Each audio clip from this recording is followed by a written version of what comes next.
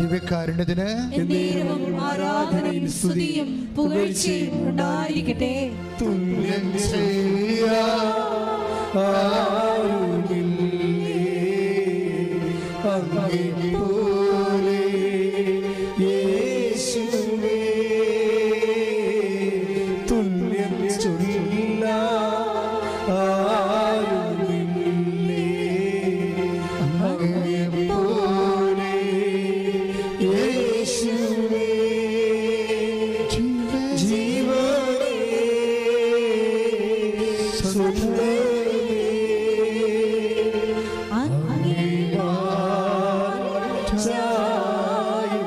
ജീവനേ ജീവനേ സ്വന്തമേ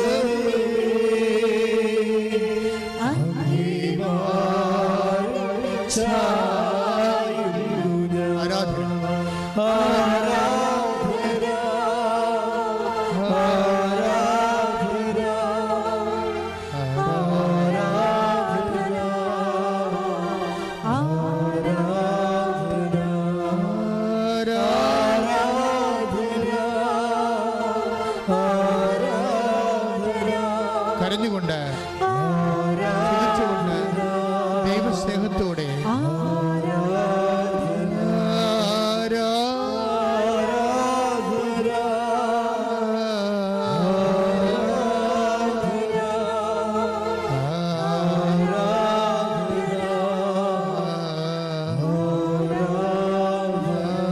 ആലമനത്തോടെ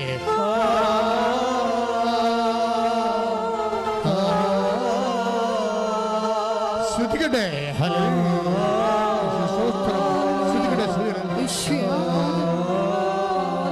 ശ്രുതികട്ടെ. ഹല്ലേലൂയ.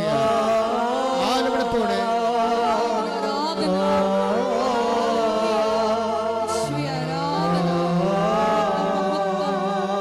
ശ്രുതികട്ടെ. പക്ഷാപനത്തോടെ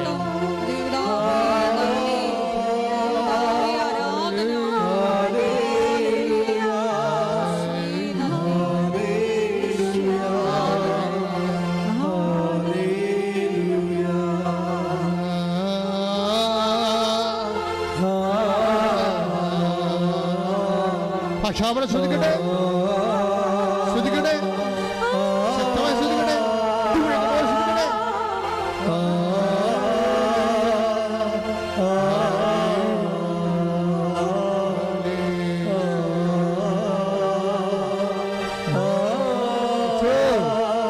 ഈശോ സ്പർശിക്കണമേ കർത്താവേ, ഓരോ മകനെയും മകളെയും ഇവിടെ കണ്ണുനീര് നിന്റെ കൈകൾ നീട്ടിക്കൊണ്ട് എടുക്കണമേ കർത്താവേ.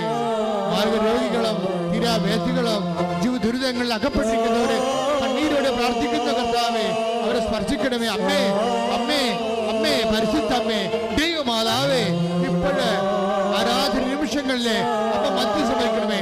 എല്ലാ മാലാഖമാരെ രക്തസാക്ഷികളെ മധ്യസ്ഥം വഹിക്കണമേ. യേശു ക്രിസ്തുവിന്റെ വിശുദ്ധ രക്തം മഴ പോലെ പെയ്യട്ടെ.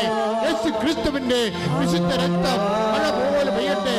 ആത്മാവേ, ആത്മാവേ, യേശുവിന്റെ ആത്മാവേ, പ്രിയ കർത്താവേ, ക്രിസ്തുവിന്റെ ആത്മാവേ, രക്തസ്രാവക്കാരെ രോഗ്യപ്പെടുത്തിയ ശക്തിയുടെ ആത്മാവേ, അപ്പോസ്തലന്മാർ ഇറങ്ങി വസിച്ച ശക്തിയുടെ ആത്മാവേ, അഭിഷേകം ചെയ്യണമേ. ഭാരക രോഗങ്ങള്, ബന്ധനങ്ങള്, ജീവിതദുരിതങ്ങള്, എല്ലാ ബന്ധനങ്ങളും, രോഗങ്ങള്, മാനസിക രോഗങ്ങള്, ഡിപ്രഷൻ രോഗങ്ങള്, എല്ലാ തരത്തിലുള്ള അകൃത്യങ്ങള് യേശു ക്രിസ്തുവിന്റെ വിശുദ്ധ രക്തത്താൽ കഴുകപ്പെടട്ടെ. യേശു ക്രിസ്തുവിന്റെ വിശുദ്ധ രക്തത്താൽ കഴുകപ്പെടട്ടെ, കഴുകപ്പെടട്ടെ. കർത്താവേ, കർത്താവേ, നിന്റെ വിശുദ്ധമായ തിരുമുറുപാർന്ന വലത് കരം ഓരോ മകന്റെ മേലും വെക്കണമേ. ഉച്ച മുതല് ഉള്ളംകാൽ വരെ കർത്താവിന്റെ അടിപ്പിടലുകള് പായട്ടെ. മാർഗരോഗങ്ങള്, ബന്ധനങ്ങള്, പൈശാചിക സ്വാധീനങ്ങള് യേശുവിന്റെ നാമത്തില്, യേശുവിന്റെ നാമത്തില്, യേശുവിന്റെ നാമത്തില് മാറിപ്പോകട്ടെ.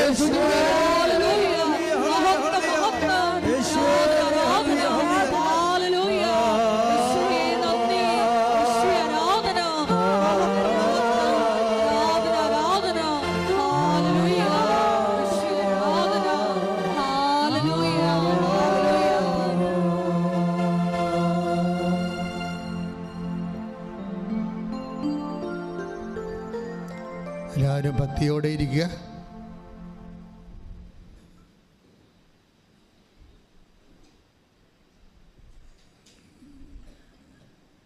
എൻ്റെ പ്രിയപ്പെട്ടവരെ, ഉടമ്പടി ആരാധനയായിരിക്കുമ്പോൾ തീർത്ഥാടനത്തിലിരിക്കുന്നവർ ഓൺലൈനിൽ എപ്പോഴെല്ലാം ഈ ധ്യാനം കൂടുന്നുവോ അവരെല്ലാവരും ലക്ഷക്കണക്കിന് ദൈവത്തിൻ്റെ മക്കൾ ഏത് സമയത്തും അഭിഷേകത്താൽ നിറയാൻ ഉടമ്പടി ആരാധനയെ ദൈവം സ്വർഗത്തിൻ്റെ ഉപകരണമാക്കിയിരിക്കുന്ന കൈയടിച്ച് കർത്താവ്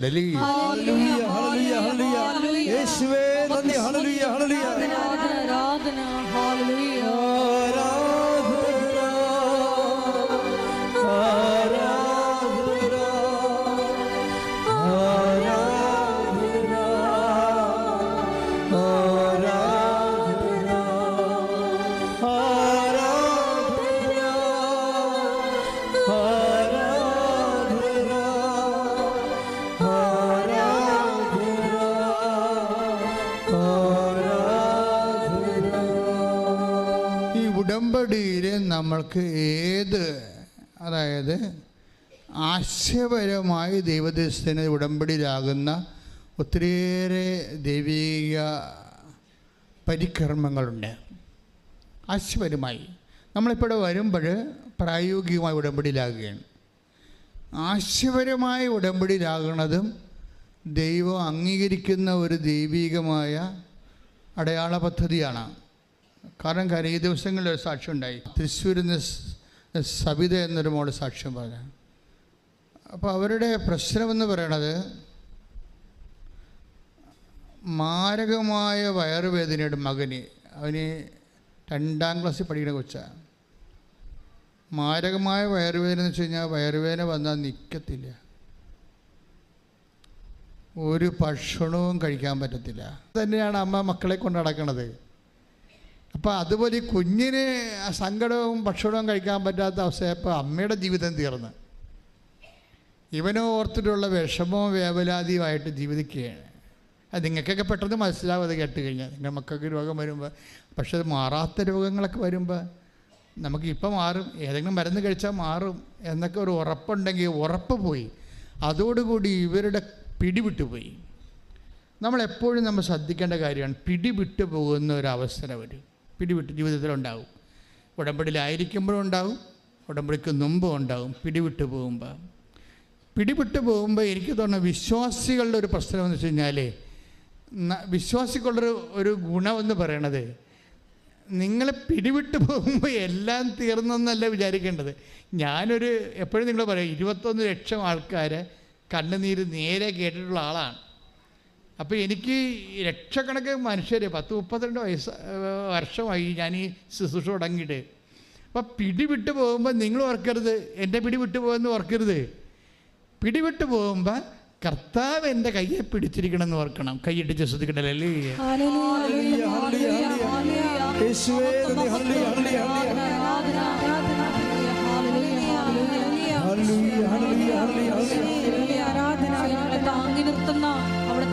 അതാണ് ഈ പറയണത്. He have uphold me in the victorious with the victorious right hand. Take the word of God, Isaiah 41:10. അതാണ് അവൻ്റെ വലത് കരത്താൽ അവൻ എന്നെ താങ്ങി നിർത്തിയിരിക്കുന്നുവെന്ന്. അപ്പം നമ്മുടെ പിടി ഇപ്പം മരുന്നിനിയില്ല, ഈ രോഗത്തിന് മരുന്നില്ല എന്ന് വിചാരിക്കുമ്പോൾ നമ്മുടെ ജീവിതം തീർന്നെന്നല്ല വിചാരിക്കേണ്ടത്. ഞാൻ എൻ്റെ ജീവിതം എൻ്റെ സൃഷ്ടാവിൽ ആരംഭിക്കാൻ പോകുന്ന കൈയടിച്ച് ശ്രദ്ധിക്കട്ടെ. അല്ലേ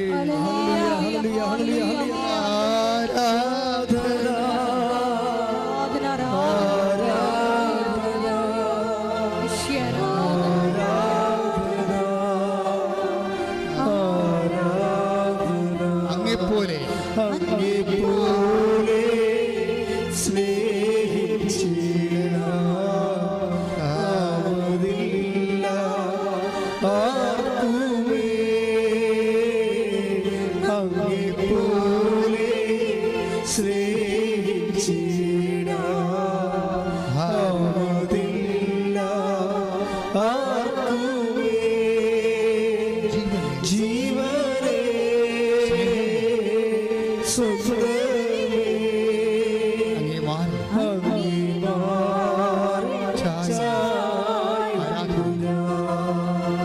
ജീവനേ സ്വന്തമേ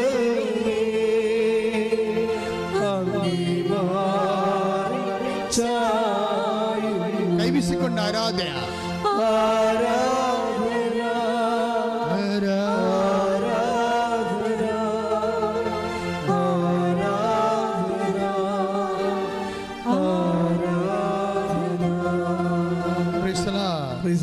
നമ്മളിങ്ങനെ ആരാധനയിൽ പോകുമ്പോൾ നമ്മുടെ ആരാധനയിൽ ഈശോ എന്നാ ചെയ്യണത്?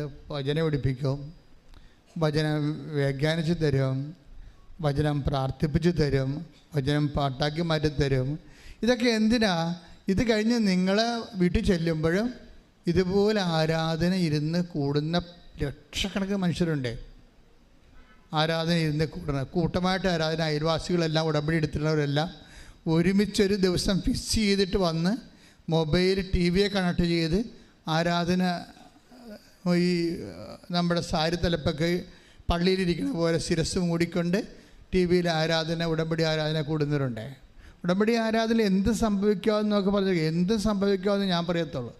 ഇപ്പം ഷാലോൺ TV പോലും ആരാധന കൂടുമ്പോൾ കർത്താവിൻ്റെ കൈകൾ നീണ്ടു വന്നിട്ട് മാരകരോഗങ്ങൾ സുഖപ്പെട്ട സാക്ഷ്യങ്ങൾ ഇവിടെ ആൾക്കാർ പറഞ്ഞിട്ടുണ്ട്. ഇപ്പം ഈ നമ്മുടെ സവിതയുടെ അവസ്ഥ എന്താ? സവിതയുടെ മകൻ അവർ ഇങ്ങനെ ഉടമ്പടി ആരാധന ഇപ്പം അവർക്ക് അവിടെ നിലവിട്ട് പോയില്ല, പിടിവിട്ട് പോയില്ല. അവർ പിടിവിട്ട് പോയെങ്കിലും ഇനി മരുന്നില്ല എന്ന് മനസ്സിലാക്കിയിട്ട് കുഞ്ഞിൻ്റെ ഈ മരണം വരെ ഇങ്ങനെ ആയിരിക്കുമോ? ഞാൻ മരിച്ചാലും കുഞ്ഞിനെ വേദനയുമായിട്ട് കുഞ്ഞ് തുടരേണ്ടി വരുമോ? ഇങ്ങനെ വല്ലാത്ത ചിന്തകളെല്ലാം ബാധിച്ച് ഒരുതരം ഭ്രാന്തി പിടിച്ച അവസ്ഥയിൽ സങ്കരം, അത് ഭ്രാന്ത് കണ്ണീരായിട്ട് ഇങ്ങനെ ഒഴുകി. അത് അപ്പോഴും ഇവൾ ഉടമ്പടി ആരാധന കൂടുന്നുണ്ട്. ഉടമ്പടി എടുത്തിട്ടില്ലേ ആള്? അതാണ് രസം. അതാണ് ഞാൻ പറഞ്ഞത്, ആശയപരമായ ബന്ധമെന്ന് ഉടമ്പടി എന്ന് പറഞ്ഞത് അതാണ്.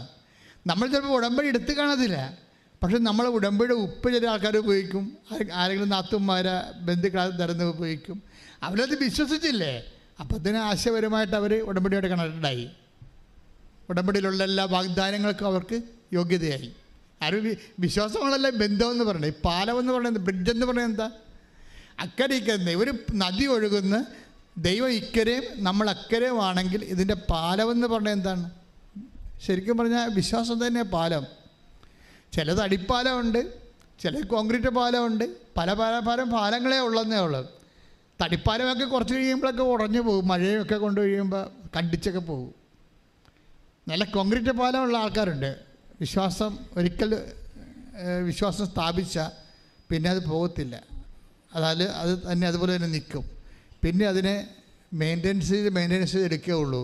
അപ്പോൾ ഇവർ ഇങ്ങനെ കുഞ്ഞപ്പുറത്ത് കളിക്കുക വേറെ എന്തോ എടുക്കാൻ വേണ്ടി, കുഞ്ഞ് ഫ്രീ ആണ്, അമ്മയുടെ അടുത്ത് ഇല്ല. അപ്പോൾ ഇവർ അമ്മ ഇരുന്നുകൊണ്ട് TV ഈ യൂട്യൂബ് കണക്ട് ചെയ്തിട്ട് ഇത് കണ്ടുകൊണ്ടിരിക്കുകയാണ്. ആരാധന കൂടിക്കൊണ്ടിരിക്കുകയാണ്. പക്ഷെ ആരാധന കൂടുന്നതിനേക്കാൾ ഉപരി ഇവർ കരഞ്ഞുകൊണ്ടിരിക്കുകയാണ്. ആരാധനയും കരച്ചിലും ഒരുമിച്ച് പോവുകയാണ്. ദൈവത്തോടല്ലേ പറയാൻ പറ്റത്തുള്ളൂ. ഇങ്ങനൊരു അവസ്ഥയിൽ ചെന്ന് കഴിഞ്ഞാൽ വേറെ എല്ലാവരുടെയും പറയാൻ പറ്റുമെങ്കിൽ അവരൊക്കെ ഒരു മാനുഷികമായ സഹതാപം തരികയല്ലേ ഉള്ളൂ. എനിക്ക് തോന്നിയിരിക്കുന്നത്, ഞാൻ ഈ മാനുഷിക ബന്ധങ്ങൾക്ക് ഒരു പരിധി കഴിഞ്ഞാൽ ഞാൻ എതിരാണ്. മാനുഷിക ബന്ധങ്ങൾക്ക് ഒരു പരിധി കഴിഞ്ഞാൽ ഞാൻ എതിരാണ്. എന്താണെന്ന് വെച്ച് കഴിഞ്ഞാൽ അത് മനഃപൂർവ്വം മനുഷ്യനെതിരായിട്ടല്ല, നിങ്ങളെ റിലേ ചെയ്യുന്ന ആൾക്കാരെ അവർക്ക് ദൈവവുമായിട്ട് ബന്ധമില്ലെങ്കിൽ നിങ്ങൾ പണി മേടിക്കും. അതുകൊണ്ടാണ് നിങ്ങൾ വിശ്വസിക്കുന്ന ആൾക്കാർക്ക്, നിങ്ങൾ സമയം കൂടെ ചിലവഴിക്കുന്ന ബന്ധുക്കൾക്ക്, സ്വന്തപ്പെട്ടവർക്ക്, ഫ്രണ്ട്സിന് അവർക്ക് ദൈവവുമായിട്ട് ബന്ധമില്ലെങ്കിൽ നിങ്ങൾ എപ്പോഴെങ്കിലും പണി മേടിച്ചിരിക്കും. എന്താ കാര്യം വെച്ച് കഴിഞ്ഞാൽ നിങ്ങളുടെ മാത്രം പാഠം പഠിക്കുകയും പരീക്ഷ എഴുതാൻ വേണ്ടി നിങ്ങളുടെ ജീവിതത്തിൻ്റെ അനുഭവ പാഠങ്ങളിലൂടെ കടന്നു പോകുമ്പോൾ അവർക്ക് നിങ്ങൾക്ക് പറഞ്ഞു തരാൻ പറ്റത്തില്ല. അതാണ് പ്രശ്നം. അവർ സ്കൂട്ടാകും, അവരുടനെ സ്കൂട്ടാകും. അത് അവർ നിങ്ങളുടെ ഒരു നിർണായക ഘട്ടത്തിൽ നിങ്ങളെ വിട്ടും വെച്ചിട്ട് അവർ പോകുന്നത് വരെ why should you maintain dum? That's my question. ഒരു തട്ടുകേട് നിങ്ങൾക്ക് കിട്ടണ വരെ why should you waste your time? നിങ്ങൾ എന്താ നിങ്ങളുടെ സമയം വേസ്റ്റ് ചെയ്യണത്? അപ്പോൾ അതിന് കൊടുക്കേണ്ട പ്രാധാന്യം മാത്രം കൊടുക്കുക. ബന്ധുക്കൾ വേണ്ടെന്ന, സ്വന്തം വേണ്ടെന്ന, ഫ്രണ്ട്സ് വേണ്ടെന്നൊന്നുമല്ല ഞാൻ പറയണത്. You are giving more importance than God. നിങ്ങളുടെ പ്രാർത്ഥനയെ നശിപ്പിക്കുന്ന, പ്രാർത്ഥനാ ജീവിതത്തെ നശിപ്പിക്കുന്ന, വിശ്വാസ ജീവിതത്തെ ക്വസ്റ്റ്യൻ ചെയ്യുന്ന, നിങ്ങൾ ദൈവത്തെ വളരാൻ നിങ്ങൾ അനുവദിക്കാത്ത ഒരു പിശാചിനെ, അവനത്തെ ബന്ധുവോ സ്വന്തമായിട്ട് എന്തിനാണ് തൂങ്ങിക്കൊണ്ട് നടക്കുന്നത്? അവിടുന്ന് അവരെ വിട്ടേക്കൂ എന്ന് കർത്താവ് പറഞ്ഞില്ലേ? അവരെ വിട്ടേക്കൂ. എന്താണ് കാരണം? അവർ അന്ധരെ നയിക്കുന്ന അന്ധരാണ്. ആധ്യാത്മിക ജീവിതം, ക്രിസ്തുവായുള്ള ജീവിതം കുറേ ആൾക്കാരെ വിടാതെ പറ്റത്തില്ല. Take the bed of God. അവരെ വിട്ടേക്കൂ. ശ്രദ്ധിക്കട്ടെ. ഹല്ലേലൂയ. മത്തായി 15:14 അവരെ വിട്ടേക്കൂ, അവരെ വിട്ടേക്കൂ. അവർ അന്ധരെ നയിക്കുന്ന അന്ധരാണ്. അന്ധനെ നയിച്ചാൽ ഇരുവരും കുഴിയിൽ വീഴും. അപ്പൊ ഇങ്ങനെയൊക്കെയുള്ള ചിലപ്പോൾ നിങ്ങളുടെ കൂടെ ദൈവത്തിൽ നിങ്ങളെ വളർത്താത്ത, ദൈവത്തെ കാണാത്ത എല്ലാ മനുഷ്യരും അന്ധരാ. സംശയമുണ്ടാവും. അതുകൊണ്ടാണ് ഈ ടി വിയിലും അതുപോലെ സോഷ്യൽ മീഡിയയിലും ഒക്കെ ഇപ്പോൾ ലോകം മുഴുവൻ സഞ്ചരിച്ച് എന്താ പറയണ, ഭൂമിയിൽ ഒരു വഴക്കായും ചെയ്യാത്ത ദൈവത്തിന് എന്തിനാണ് മോളിൽ എന്ത് വഴക്ക ചെയ്യുക? അപ്പോൾ അയാൾക്ക് ബോധമില്ല, ദൈവത്തെക്കുറിച്ച് അറിയത്തില്ല. അയാൾക്ക് ദൈവത്തെക്കുറിച്ച് അറിയാത്തവർക്കോ പ്രാർത്ഥിക്കാത്തവർക്കോ ദൈവത്തെക്കുറിച്ച് പറയാൻ എന്ത് അവകാശം? അത് പ്രാർത്ഥിക്കുന്നവരുടെ, വിശ്വസിക്കുന്നവരുടെ അവകാശമാണ് ദൈവത്തെക്കുറിച്ച് പറയുക. ശ്രദ്ധിക്കട്ടെ. ഹല്ലേലൂയ.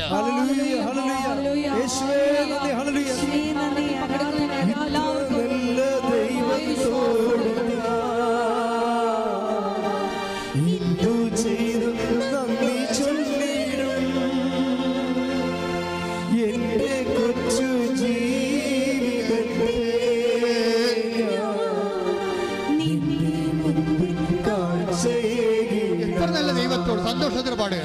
ഇത്ര നല്ല ദൈവത്തോട് എന്തു ചെയ്തും നന്ദി ചൊല്ലിടും. എന്റെ കൊച്ചു ജീവിതത്തെ നിന്റെ മുമ്പിൽ കാഴ്ചയേകിടാം. അപ്പോഴേ ഇതുപോലെയുള്ള ഒരു ടൈമില്ലേ, അതായത് പിടിവിട്ട് പോകുന്ന ടൈം, അതെന്തിനാണ്? നമ്മൾ ദൈവത്തിലേക്ക് കൂടുതൽ അടുക്കാൻ വേണ്ടി. അപ്പോൾ ഈ ചേച്ചി എന്താ ചെയ്യണേ? ഇപ്പം മകൻ്റെ കാര്യം ജീവിതത്തിൽ പിടിവിട്ട് പോയ അവസ്ഥയായി. ഇനി എന്ത് ഷി ഹാസ് നോ ഐഡിയ. ഇനി എവിടെയാണ് പോകേണ്ടതെന്ന്, റിലേ ചെയ്യേണ്ടതെന്ന്, ആശ്രയം വെക്കേണ്ടതെന്ന് അറിയാതെ അന്താളിപ്പും അമ്പരപ്പുമായിട്ട് ഈ ഒരമ്മ വേദന കൊണ്ട് ആരാധന കൂടുകയാണ്. കൂടുന്ന സമയത്ത് പെട്ടെന്ന് അപ്പുറത്തെ മുറിയിൽ എന്തോ എടുക്കാൻ പോയ മകൻ പെട്ടെന്ന് ഓടി വന്ന് ഇവരുടെ മടി കയറിയിരിക്കും. ഈ 7ാം ക്ലാസ്സുകാരൻ, അമ്മ എൻ്റെ വയറുവേദന പോയെന്ന് പറഞ്ഞു. പെട്ടെന്ന് അതെന്താ? അപ്പം ഇവർ, നിങ്ങളിപ്പോൾ കൈയടിച്ചില്ലേ, അവരത് വിശ്വസിച്ചില്ല. കാര്യം എന്താണ്? ഇവനിങ്ങനെ ഇടയ്ക്ക് വേദന വരാതിരുന്നിട്ട് പിന്നീട് വൈകുന്നേരം ആകുമ്പോൾ കിടന്ന് പോകാൻ തുടങ്ങും. അമ്മേ വേദനേ എന്ന് പറഞ്ഞ് പോകാൻ തുടങ്ങും. അതുകൊണ്ട് അവർക്കൊരു സന്തോഷം ഉണ്ടായില്ല. അപ്പോൾ ഇല്ലമ്മ, എനിക്കിനി വേദന വരത്തില്ല. അപ്പോൾ ഇവന് ഉള്ളിൽ ബോധമുണ്ടായി. അത് ദൈവം കൊടുത്ത ഒരു ബോധമാണ്, ഇനി അവന് വേദന വരത്തില്ലെന്ന്. അവനെ പറയാൻ കാര്യം, അപ്പോൾ എന്താടാ, എന്ത് സംഭവിച്ചിട്ടെന്ന് അമ്മ ചോദിക്കും. അപ്പോൾ പറയും, അമ്മ ഇവിടെ ആരാധന കൂടിയില്ലേ, അമ്മ കരഞ്ഞുകൊണ്ടിരുന്നല്ലേ ആരാധന കൂടിയത്. അപ്പോൾ ഒരു കൈ എൻ്റെ അടുത്ത് വന്ന്, എന്നിട്ട് എൻ്റെ വയറേൽ ഇങ്ങനെ തടയി ഇറക്കി. പിന്നെയും 3 പ്രാവശ്യം മുഴച്ചു വന്നപ്പോൾ ഈ 3 പ്രാവശ്യവും ഈ കൈ വന്ന് എൻ്റെ വയറിൽ നിന്ന് തടയി ഇറക്കി. എനിക്കപ്പോൾ വേദന പോയി. ഇനി എനിക്ക് വേദന വരത്തില്ല. ശ്രുതിക്കട്ടെ. ഹല്ലേലൂയ.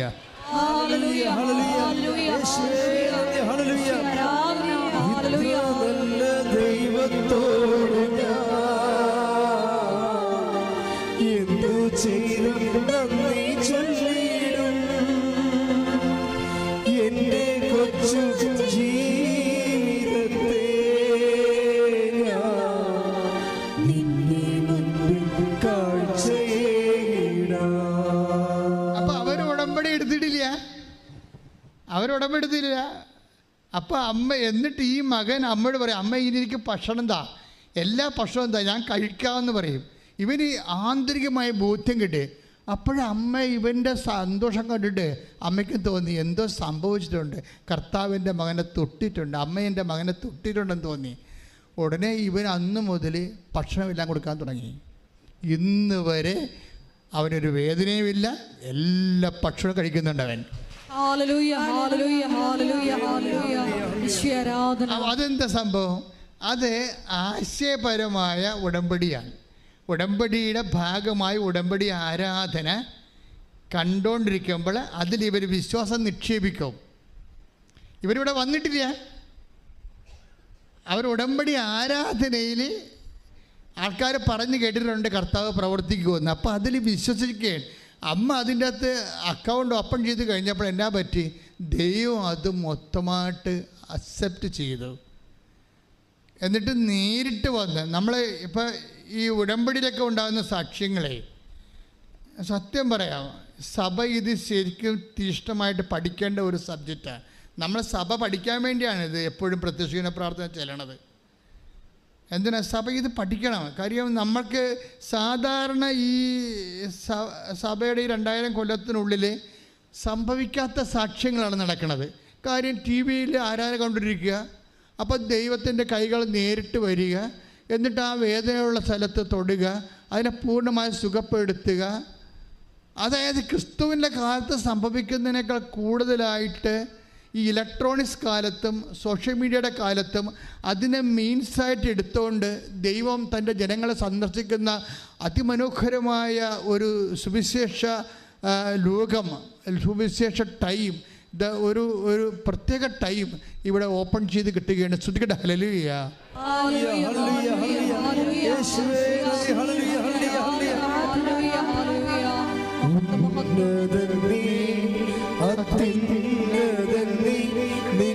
നിന്നെപ്പോലൊരു ദൈവമില്ല, ഉന്നതൻ നീ, അത്യുന്നതൻ നീ, നിന്നെപ്പോലൊരു ദൈവമില്ല. അത്ഭുതമാ അതിശയമാ നീ മാത്രമേ ദൈവമെന്നും. അത്ഭുതമാ അതിശയമാ നീ മാത്രമേ ദൈവമെന്നും. പിന്നെ സവിത വന്ന് ഉടമ്പടി ചെയ്യണതും ഉടമ്പടി ചെയ്തതിന് ശേഷം അവിടെ കുടുംബത്തിൽ സംഭവിക്കുന്ന വിഷയങ്ങളൊക്കെയാണ്. അതായത് അവരൊരിക്കലും വീട് പണിതിട്ട് പൂർത്തിയാക്കാൻ പറ്റണില്ല.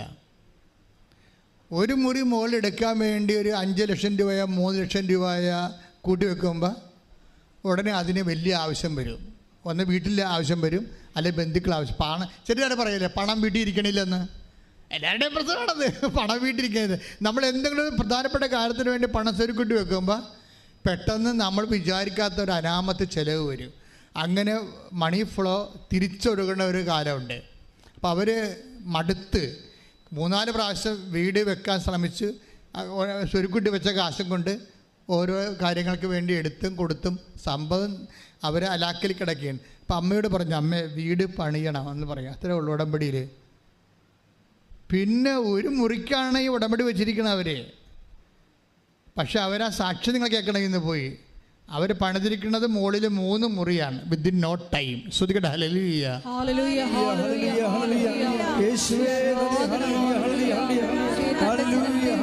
സന്ദർശിച്ച് സംരക്ഷിക്കുന്ന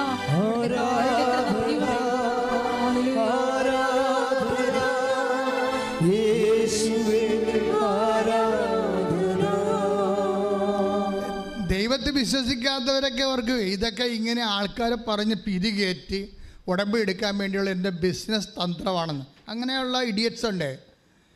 അതെന്നുവെച്ചാൽ ഇതൊക്കെ അച്ഛനിങ്ങനെ, ഞാൻ പറഞ്ഞത് എന്താണ്, ജനങ്ങളുടെ അനുഭവങ്ങളല്ലേ പറയണത്. അപ്പം അവരുടനെ നമ്മുടെ എതിർക്കുന്നവർ പറയും ഇതൊക്കെ ഒറ്റപ്പെട്ട സംഭവമായിരിക്കുമെന്ന്. ഒറ്റപ്പെടലല്ല, 10 സാക്ഷ്യം വെച്ചാൽ ഒരു ദിവസം അപ്പ് ചെയ്യണത്. 10 സാക്ഷ്യം ഒരു ദിവസം അപ്പ് ചെയ്യും. 15 സാക്ഷ്യം ഒരു ക്ലസ്റ്ററായിട്ട് അപ്പ് ചെയ്യും. ദാറ്റ് മീൻസ് 25 സാക്ഷ്യം ഒരു ദിവസം. അപ്പോൾ നിങ്ങൾ ചിന്തിച്ചാൽ 10 ദിവസം ആകുമ്പോൾ 250 സാക്ഷ്യം, ഒരു മാസം 750 സാക്ഷ്യം, 750 കുടുംബങ്ങൾ പല പല ഘട്ടത്തിൽ രക്ഷപ്പെട്ടിരിക്കുന്നു. അതായത് ഇന്ന് വരെ മനുഷ്യൻ ആധ്യാത്മികമായിട്ടുള്ള ഇതുപോലെയുള്ള മാധ്യമങ്ങളിൽ ആശ്രയിച്ചിട്ട് ഇന്ന് വരെ കാണാത്ത അടയാളങ്ങളാണ് മനുഷ്യൻ കാണുന്നത്. അങ്ങനെ ആരും ഒറ്റപ്പെട്ട സംഭവമാണെന്ന് പറഞ്ഞൊരു ഒരു വിഡ്ഢിക്കും കൃപാസനത്തെ എഴുതി തള്ളാൻ പറ്റത്തില്ല. നിങ്ങൾ എന്ത് റാഷണലിസ്റ്റാണെന്ന് പറഞ്ഞാലും അതേസമയം തന്നെ മനുഷ്യൻ ഇന്ന് ദൈവത്തിൽ സത്യസന്ധമായിട്ടാണ് നീ വിശ്വസിക്കുന്നത് എങ്കിൽ വിശ്വസിക്കണമെന്ന് ഞാൻ പറഞ്ഞില്ല. പാലമാണ് വിശ്വാസം. അത് മരപ്പാലമുണ്ട്, കോൺക്രീറ്റ് പാലമുണ്ട്. അപ്പോൾ ദൈവം നോക്കണ ചവിട്ടിയാൽ കണ്ടിക്കണത് മഴ വന്നാൽ ഉറഞ്ഞു പോണ മരപ്പാലമല്ല. അതുകൊണ്ട് മരപ്പാലത്തെ കൂടി ദൈവം നിങ്ങൾ നടത്തുമ്പോൾ ഓർക്കണം, ഇത് മരപ്പാലം മാറ്റാൻ സമയമായി ഒടിഞ്ഞു പോയിട്ടുണ്ടെങ്കിൽ. കഴിഞ്ഞ ദിവസങ്ങളിൽ വേറെ ഒരു സാക്ഷ്യം വന്ന്, ആ സാക്ഷ്യം പ്രിൻസിൻ്റെ സാക്ഷ്യമാണ്. ഇപ്പം തന്നെ 10-60,000 പേര് ആ സാക്ഷ്യം കണ്ടു കഴിഞ്ഞ്. പ്രിൻസിൻ്റെ വിഷയം എന്താണെന്നറിയാമോ? പ്രിൻസിൻ്റെ വൈഫ്, അവരുടെ പേര് സൗഭാഗ്യം. പ്രിൻസിൻ്റെ പാലക്കാട്ടുകാരാണ്. പ്രിൻസിൻ്റെ വൈഫ് സൗഭാഗ്യ പ്രിൻസിനോട് പറഞ്ഞ് നമുക്കൊന്ന് കൃപാസനത്തിൽ പോവുക. എന്താണ് നടക്കാത്ത എല്ലാ കാര്യവും അവിടെ ചെന്നാൽ മാതാവ് നടത്തുമെന്ന് പറഞ്ഞപ്പോൾ ചിരിച്ച് കളഞ്ഞു. എന്ത് വിഡ്ഢിയാണ്, പെണ്ണുങ്ങളല്ലെങ്കിലും ജന്മനായ വിഡ്ഢികളാണെന്ന് ചിന്തിക്കുന്ന ഒരാളാണ് ഈ പ്രിൻസ്. ഇത് കഴിഞ്ഞാൽ അവരെന്താ പറയണത്, നമുക്കൊന്ന് കൃപാസനത്തിൽ പോകാം, നടക്കാത്ത എല്ലാ കാര്യങ്ങളും അവിടെ മാതാവ് നടത്തുന്നുണ്ട്. പക്ഷേ വൈഫ് ഇവർ തമ്മിൽ നല്ല ടേംസാണ്. അത് കാരണം പറയും, എനിക്ക് വിശ്വാസമൊന്നുമില്ല, നിൻ്റെ കൂടെ ഞാൻ വരാമെന്ന് പറഞ്ഞു. എനിക്ക് വിശ്വാസമില്ല, അവളുടെ ഒരു താല്പര്യമില്ലേ, അതുകൊണ്ട് ഞാൻ നിൻ്റെ കൂടെ വരാമെന്ന് പറഞ്ഞു. പക്ഷേ എന്തിനാണ് നമ്മൾ പോണത്? അപ്പോഴ് ഒരു സൗഭാഗ്യം പറയും, നമുക്ക് 6 കാര്യങ്ങൾ എഴുതാമെന്ന് പറയും. നമുക്ക് 6 കാര്യങ്ങൾ എഴുതാമെന്ന് പറയും. അപ്പോൾ പ്രിൻസ് ഇവിടെ ഒന്ന് നോക്കിയിട്ട് ഓർത്തിട്ട് 10-60 കാര്യങ്ങളുണ്ട്. 6 കാര്യത്തിൽ നിൽക്കണില്ല ജീവിതം 6 കാര്യത്തിൽ നിൽക്കണില്ല. എന്തെഴുതാനാണ്? ഒത്തിരി എഴുതണമല്ല. ഇത് ഏതാണ് പ്രധാനപ്പെട്ടത്? ഒന്നാമത് എഴുതേണ്ട ഏതാണ്, രണ്ടാമത് എഴുതേണ്ട ഏതാണ്ട് ഒന്നും എഴുതി കൺഫ്യൂഷനായപ്പോൾ പുള്ളിക്കാരൻ 3 കാര്യം മാത്രം എഴുതി. ഒറ്റ വരിയിൽ 3 കാര്യം എഴുതി. വൈഫിനോട് പറഞ്ഞിട്ടാണ് എഴുതിയത്. 1, എന്നെ, എൻ്റെ ഭാര്യനെ, എൻ്റെ കുഞ്ഞുങ്ങളെ, എൻ്റെ അപ്പനെയും സംരക്ഷിക്കണം. 2, അതിൻ്റെ കൂടെ തന്നെ ഞങ്ങൾക്ക് മാരക രോഗം വരരുത്. തീർന്നു. ബാക്കിയുള്ളത് വേലയെടുത്ത് ജീവിക്കാം, ദൈവം തന്ന ആരോഗ്യം കൊണ്ട്. അതാണ് മനസ്സിൽ വിചാരിക്കണത്. അതന്നാണ് ആ സാക്ഷ്യത്തിൻ്റെ പോക്ക്. അങ്ങനെയാണല്ല. ബാക്കിയുള്ളത് എനിക്ക് നല്ല മനുഷ്യൻ നല്ല ആരോഗ്യമുണ്ട്, ബാക്കിയുള്ളത് വേലയെടുത്ത് ജീവിക്കാം. ഞങ്ങൾക്ക് എന്താ വേണ്ടത്? എൻ്റെ അപ്പനും എൻ്റെ അമ്മയ്ക്കും എൻ്റെ ഭാര്യയ്ക്കും എൻ്റെ കുഞ്ഞിനും സംരക്ഷണം വേണം. 2ാമത് എന്താണ്? ഞങ്ങൾക്ക് മാരക രോഗങ്ങളൊന്നും വരരുത്. പക്ഷെ അത് നല്ല എനിക്കോട് അത് എല്ലാവരും എഴുതണമെന്ന് എനിക്ക് തോന്നണം കേട്ടോ. ഇന്നത്തെ കാലത്ത് ഏറ്റവും വലിയൊരു ഇൻഷുറൻസാണത് മാതാവിനോടൊക്കെ എടുക്കുന്നത്. എല്ലാവരും അത് എഴുതണമെന്ന് എനിക്ക് തോന്നണേ. സംരക്ഷണം. പിന്നെ ഇത്ര എഴുതി ഉള്ള വിശ്വാസം വെച്ച് ഉടമ്പടി ചെയ്ത് വീട്ടിൽ ചെന്ന് ഇവർ പ്രത്യക്ഷയുടെ പ്രാർത്ഥന. സൗഭാഗ്യം എന്ന് പറയണത് നമ്മൾ പറയും ഒരു പ്രത്യക്ഷ കാരണം. ഇപ്പം ഇന്നലെ ഒരു പൂർണിമ അങ്ങനെ ഇതൊരു പെങ്കുച്ച് സാക്ഷ്യം ഹരിപ്പാടെന്ന് 5 മണിയെന്നും പറഞ്ഞ ഒരു സമയമുണ്ടെങ്കിൽ ഞാൻ പ്രത്യക്ഷീകരണ പ്രാർത്ഥന ചെല്ലിയിരിക്കുമെന്ന് പറയും. അത്രയും കട്ടണ്ടായിട്ടാണ് അവർ പ്രത്യക്ഷ പ്രാർത്ഥനയാണല്ലോ ഇതിൻ്റെ ആത്മാവെന്ന് പറയണത്. ഉടമ്പടി ആക്ടിവേറ്റ് ചെയ്യണത് ആദ്യം താക്കോലെന്ന് പറയുന്നത് പ്രത്യക്ഷീകരണ പ്രാർത്ഥനയാണ്. അതാണ് ആദ്യമേ നമ്മൾ വെളുപ്പിനെ പ്രത്യക്ഷീകരണ പ്രാർത്ഥന. കാര്യം മാതാവിൻ്റെ പ്രത്യക്ഷീകരണം നമ്മൾ അംഗീകരിച്ചിട്ട് സഭ അത് അംഗീകരിക്കാൻ വേണ്ടിയുള്ള പ്രാർത്ഥന തുടങ്ങിയപ്പോഴാണ് ആ പ്രാർത്ഥനയായിട്ടാണ് മാതാവ് ഉടമ്പടി തരണത്. അപ്പോൾ ഉടമ്പടി നടക്കുന്ന എല്ലാ കാര്യവും പ്രത്യക്ഷത്തിലേക്കാണ് പോണത്, പ്രത്യക്ഷീകരണത്തിലേക്കാണ് പോണത്. പ്രത്യക്ഷീകരണത്തിൻ്റെ സ്ഥിരീകരണമായിട്ടാണ് ഇത് വരണത്, ഉടമ്പടിയുടെ ഓരോ സാക്ഷ്യവും വരണത്. അപ്പോഴേ നമ്മുടെ സൗഭാഗ്യം ഇത് പറയണത് അവളെ ഒരു പ്രത്യക്ഷീകരണ പ്രാർത്ഥനയല്ല ചെയ്യണത്, അവൾ 53 പ്രത്യക്ഷീകരണ പ്രാർത്ഥനയില്ല. അതെന്താ?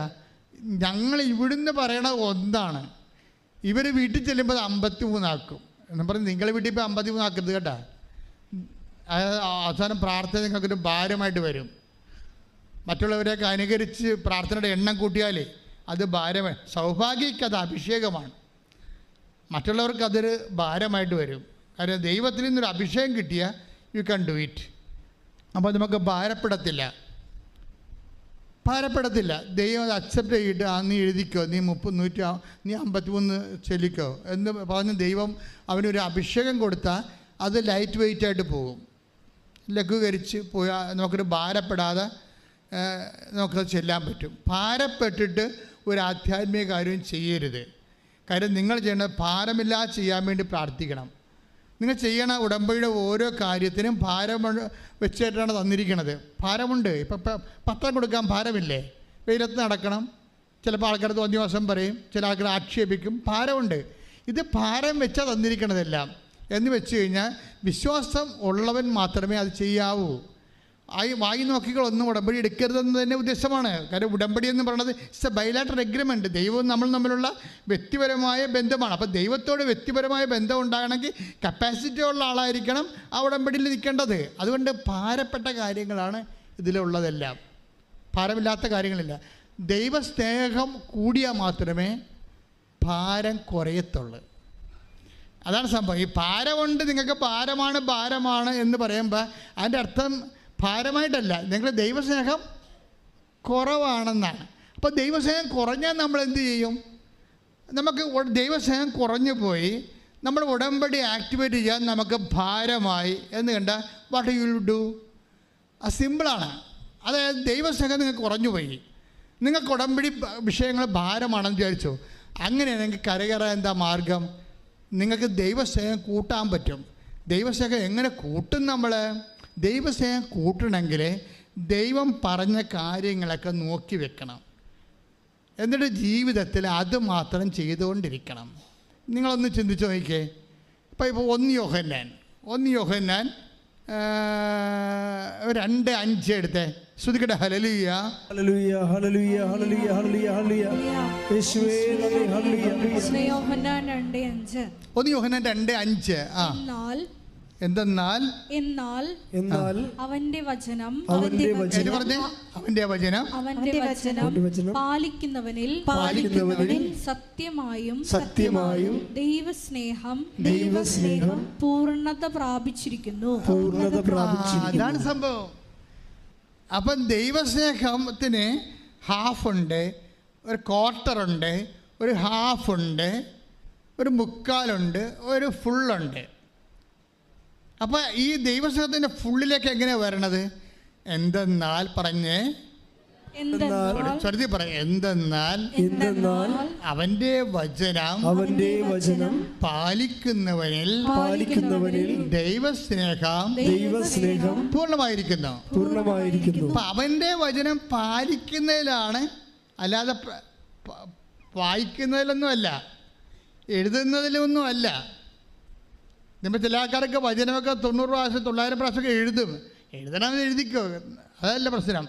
ദൈവസ്നേഹം പൂർണ്ണമാകുന്നത് അത് പാലിക്കുന്നതിലാണ്. 1 യോഹന്നാൻ 2:5 എന്ന് പറഞ്ഞ്, എന്തെന്നാൽ അവന്റെ വചനം പാലിക്കുന്നവനിൽ ദൈവസ്നേഹം പൂർണ്ണമായിരിക്കുന്നു. അവന്റെ വചനം പാലിക്കുക എന്ന് വെച്ചാൽ അതിൻ്റെ അർത്ഥം എന്താണ്? ഉടമ്പടി ജീവിക്കുക എന്നാണ്. അവൻ പറയണ പോലെ ചെയ്യുക. ഇറ്റ്സ് ക്ലിയർ അല്ലേ? അവൻ 2:5 അവൻ പറയണത് പോലെ ചെയ്യും. അതുകൊണ്ടാണ് ഈ ഉടമ്പടിക്കുള്ള പ്രത്യേകത. ഒരു മനുഷ്യന് ദൈവസ്നേഹം പൂർണ്ണമാകാൻ ഏറ്റവും നല്ലത് അവൻ ഉടമ്പടി ജീവിക്കണതാണ്. കൈയടിച്ച് ശ്രുതിക്കട്ടെ. ഹല്ലേലൂയ ഹല്ലേലൂയ ഹല്ലേലൂയ ഹല്ലേലൂയ ഹല്ലേലൂയ യേശുവേ നന്ദി. ഹല്ലേലൂയ ഹല്ലേലൂയ ഹല്ലേലൂയ ഹല്ലേലൂയ. ഉടമ്പടി പ്രാർത്ഥനയിൽ അമ്മ ഉടനടി പരിഹാരമേകും. ഉടമ്പടി പ്രാർത്ഥനയിൽ അമ്മ ഉടനടി പരിഹാരമേകും. അവൻ പറയുന്നത് ചെയ്തിടുകിൽ ജീവിതം ധന്യമായി തീർന്നിടും. അവൻ പറയുന്നത് ചെയ്തിടുകിൽ ജീവിതം ധന്യമായി തീർന്നിടും. പരിശുദ്ധ പരമദിവ്യകാരുണ്യത്തിന് ആരാധനയും സ്തുതിയും പുകഴ്ചയും ഉണ്ടായിരിക്കട്ടെ. അപ്പോൾ നിങ്ങൾ ഉടമ്പടിയുടെ ഓരോ കാര്യങ്ങൾ ചെയ്യുമ്പോൾ നിങ്ങൾ ചിന്തിക്കണത് എന്താണ്? I am doing a function. ഞാനൊരു കാര്യം ചെയ്യുന്നു എന്നല്ല പറയേണ്ടത്, ഞാൻ ദൈവസ്നേഹത്തെ പൂർണ്ണതയിലെത്തിക്കുന്നു. Praise the Lord. ഞാൻ ദൈവസ്നേഹത്തെ പൂർണ്ണതയിലെത്തിക്കുന്നു. അങ്ങനെ ഓരോരോ കാര്യം ചെയ്യും തോറും ദൈവസ്നേഹം പൂർണ്ണതയിലെത്തും. ദൈവം പൂർണ്ണതയിൽ എത്തിക്കഴിഞ്ഞാൽ എന്താ സംഭവിക്കണം? ഉടനെ ടക്ക് എന്ന അടയാളം പ്രത്യക്ഷപ്പെടും.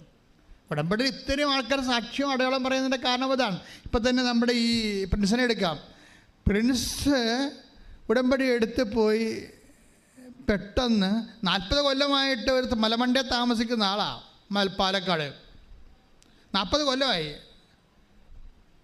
അപ്പന് അവിടെയാണ്. അപ്പം പ്രിൻസിന് 10-30 വയസ്സ് പോലും ഇല്ല, അത്രേ ഉള്ളൂ. അപ്പനുണ്ട്. അപ്പം അവരവിടെ 40 കൊല്ലം താമസിക്കും, ഒരു പ്രശ്നമില്ല. ഉടമ്പടിയിൽ എടുത്തിരിക്കുന്ന കാര്യങ്ങൾ ഒന്നെന്താണെന്നറിയാവോ? ഒന്നെന്താണ്? ഞങ്ങൾക്ക് സുരക്ഷിതത്വം വേണം, മാരക രോഗങ്ങൾ ഉണ്ടാവരുത്. ഒരു കാര്യം കൂടി വെച്ചിട്ടുണ്ട്. എന്താ? ഞങ്ങൾക്കൊരു വീട് വേണം. വീടില്ല, ഉറഞ്ഞ വീടാണ്. വർഷങ്ങളായിട്ട് മലമണ്ട് ഉറഞ്ഞ വീട്ടിൽ താമസിക്കുക. അത് വെച്ചിട്ടുണ്ട് അവൻ. അപ്പോൾ എന്ത് ശാസ്ത്രം ചെല്ലുമ്പോൾ തന്നെ നമ്മൾ സംഭവിക്കണത് ഇങ്ങനെ എന്തിനാ ഉടമ്പടി അവർ പതുക്കെ ഉടമ്പടി പ്രകാരം ജീവിച്ചങ്ങനെ പോവുകയാണ്. ഭാര്യയും അവിടെ വിജയം എന്ന് പറയുന്നത് ഭാര്യയും ഇടിവെട്ട് ഉടമ്പടിയാണ്, ഭർത്താവ് പക്ക ഉടമ്പടിയാണ്. ഭാര്യയാണ് മോട്ടിവേറ്റർ ഭർത്താവിന്. അതുകൊണ്ട് അവർ സത്യസന്ധമായിട്ട് പ്രിൻസിൻ്റെ വർത്തമാനം കേൾക്കാൻ നമുക്ക് അറിയാൻ പറ്റും. നല്ല അജാനബാഹുവായ മനുഷ്യരുടെ, അതായത് സംസാരം കേൾക്കുമ്പോൾ അറിയാൻ പറ്റും അയാൾ സിൻസിയറാണ് ഉടമ്പടിയോടൊന്നും. പുള്ളിക്കാരൻ ബൈക്കിന് വന്നപ്പോഴേ, രാത്രി ബൈക്കിന് വന്നപ്പോൾ അപ്പം പറഞ്ഞു, എടാ മകനെ ഇവിടെ ഭയങ്കര മഴയാണ്, മകനെ അത് ഭയങ്കര മഴയാണ്. ഇത് അതായത് കുറേ ദിവസമായിട്ട് അവിടെ 10 ദിവസമായിട്ട് മഴ ഉണ്ട്, പക്ഷേ സന്ധ്യയായപ്പോൾ മഴ കൂടി, വല്ലാത്ത മഴയായി. അപ്പോൾ അവൻ വന്നിട്ട് നിൻ്റെ വണ്ടി പുറത്ത് നമ്മുടെ അയൽവാസികളുടെ വീട്ടിൽ വെച്ചിട്ട് 400 മീറ്റർ അകലെയാണ് അയൽവാസി ഉള്ളത്. പാലക്കാടുകാർക്ക് അറിയാമല്ലോ, അകലെയാണ് മനുഷ്യർ താമസിക്കുന്നത്. അപ്പോൾ അവിടെ വെച്ചിട്ട് നീ തോട് നീന്തി പോരാൻ പറഞ്ഞു. തോടുണ്ട്, വീടിൻ്റെ വാതിക്കൽ കൂടി ഒരു തോടുണ്ട്. അപ്പോൾ ഇവനെങ്ങനെ പറഞ്ഞാലും ശരി അയൽവാസിയുടെ വീട്ടിൽ കൊണ്ട് വെക്കണമല്ലോ എന്നൊക്കെ വിചാരിച്ചിട്ട് നേരെ വണ്ടി ഓടിച്ചുകൊണ്ട് വന്ന്